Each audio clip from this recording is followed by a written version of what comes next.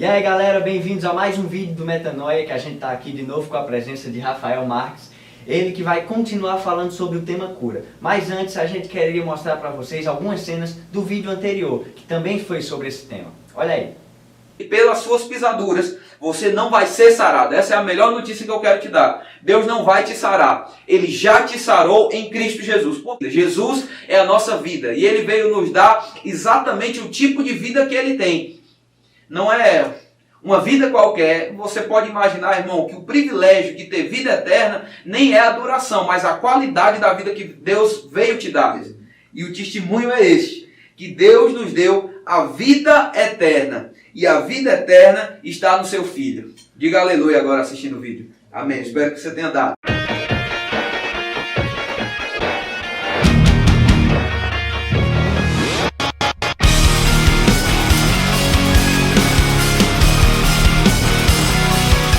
Prazer estar aqui com os irmãos. Nós estamos sendo enriquecidos, ouvindo e falando a respeito das verdades que nós temos em Cristo Jesus, e uma delas é o privilégio de nós estarmos sarados. Isso não quer dizer que enfermidades não podem se levantar, mas quer dizer que nós somos um território hoje pertencente a Deus em Cristo Jesus. Você foi comprado por um preço. Se você vê um terreno baldio, qualquer pessoa pode ter acesso a ele. Mas uma vez que alguém compra aquele terreno, existe uma possessão, existe um domínio, e que outras pessoas não têm acesso a estar entrando lá. Graças a Deus, você foi comprado por um preço bom demais. Você pertence a Jesus e não pertence mais a esse mundo corrompido. E nós falamos sobre a relação do pecado com a enfermidade. Se você for ler a sua Bíblia em Gênesis capítulo 1, capítulo 2, em momento algum você vai ler que está escrito que no dia 6º ou no dia 7º, Deus decidiu criar toda espécie de enfermidade, sarampo, catapora, desgraça. Deus não especificou um dia para a criação de desgraça, porque Ele não tinha desgraça nele mesmo.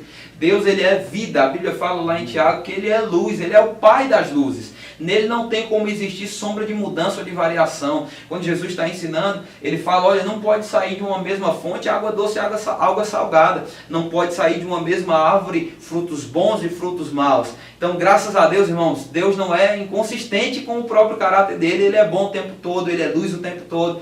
Por isso que na criação você vai ver Deus considerando aquilo que Ele criou era bom. Aquilo que Ele criou era bom. E no final do capítulo 1, versículo 31, você vai ver Deus olhando para a criação e dizendo, rapaz, realmente ficou muito bom. Tudo ficou muito bom, porque tudo ficou a cara daquele que era o Criador, que Deus criou. Deus criou vida, Deus criou paz, Deus criou tranquilidade para Adão. Circunstâncias se levantaram, e nós sabemos do pecado. A partir do capítulo 3 de Gênesis, nós vemos o pecado entrando, e junto com o pecado nós vemos todas as espécies de obras das trevas operando, homicídio, doença, enfermidade. Lá em Romanos, no capítulo 6, no versículo 23, está escrito, porque o salário do pecado é a morte. Então alguém pode dizer, como as enfermidades surgiram? As enfermidades surgiram porque o pecado apareceu na jogada. E o pecado, ele sempre traz destruição. Então, quando nós encontramos uma solução para o pecado, nós encontramos também uma solução para a própria morte. Irmão, que morte é essa?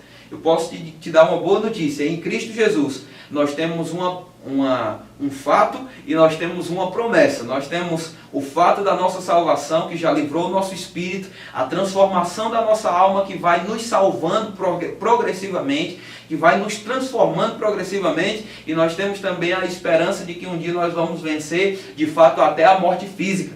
Então você não precisa ficar preocupado, com medo, nervoso, pensando sobre nenhum aspecto da morte ou nenhum tipo de desgraça permanente que a morte possa trazer.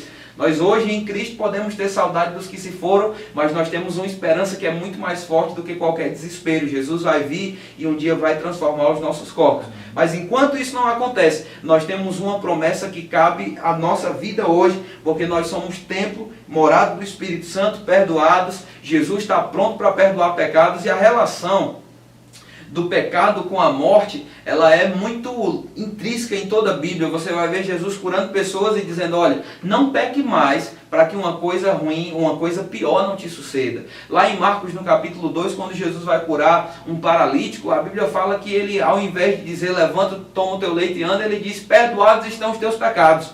E no momento que o perdão de pecados acontece, aquele homem é instantaneamente curado.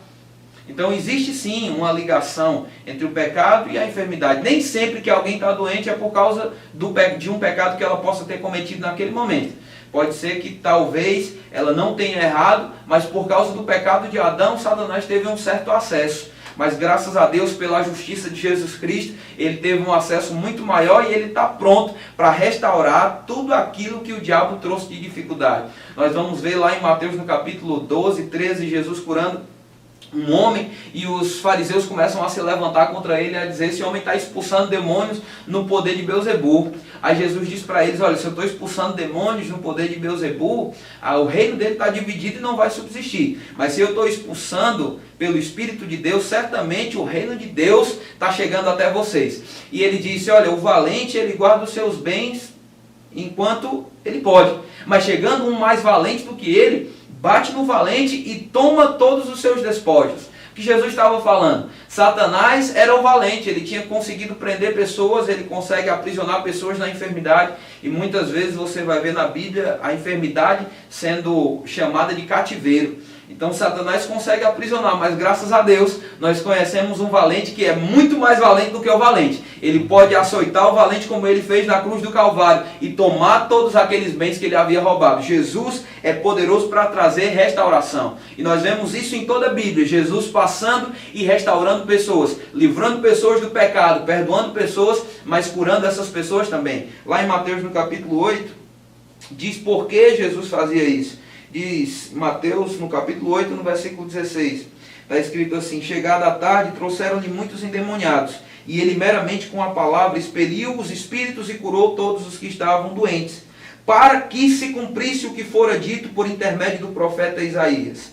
Ele mesmo tomou as nossas enfermidades e carregou com as nossas doenças. Que maravilha! Jesus cumpriu a obra dele na cruz do Calvário, e por causa dessa obra nós temos confiança de que Jesus, ele está pronto para perdoar qualquer pessoa que tenha pecado, e ele está pronto para curar qualquer pessoa que esteja enfermo. O irmão Reagan costumava dizer: não existe ninguém que não possa ser curado, existe alguém que não ouviu o suficiente.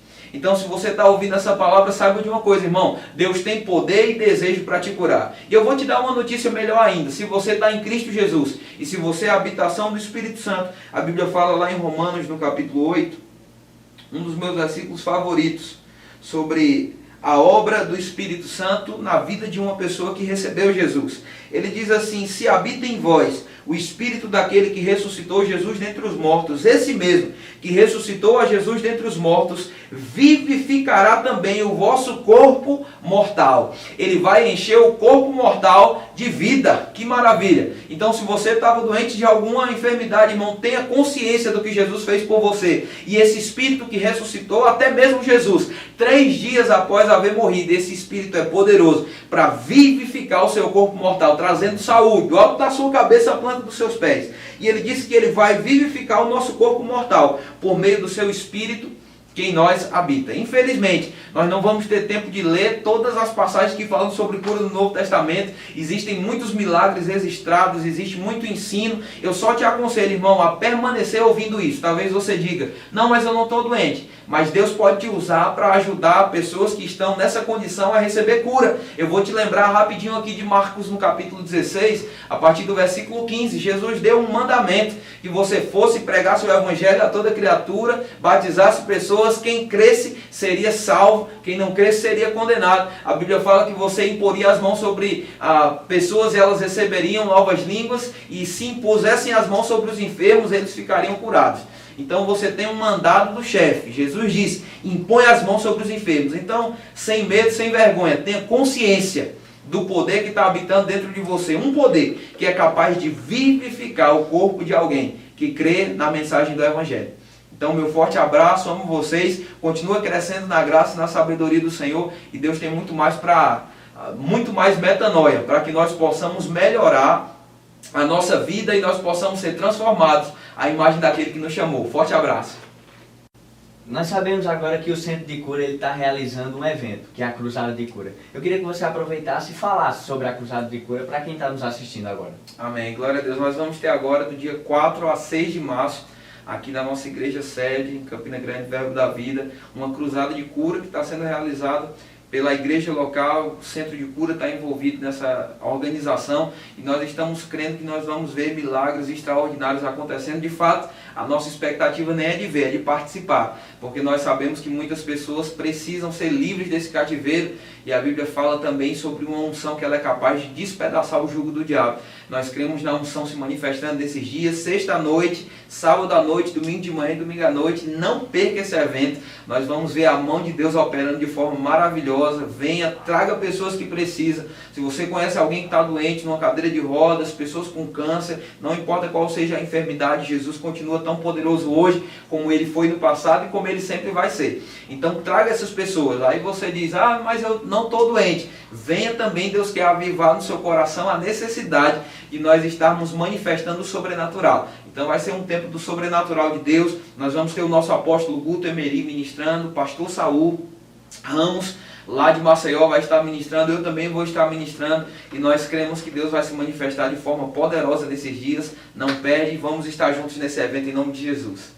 Muito bem, a gente agradece a presença de Rafael Marques aqui. Amém. Muito obrigado a todos vocês. A gente agradece a você por ter assistido esse vídeo. Compartilhe para os seus amigos e a gente cada vez mais alcançar pessoas. E até a próxima. Tchau!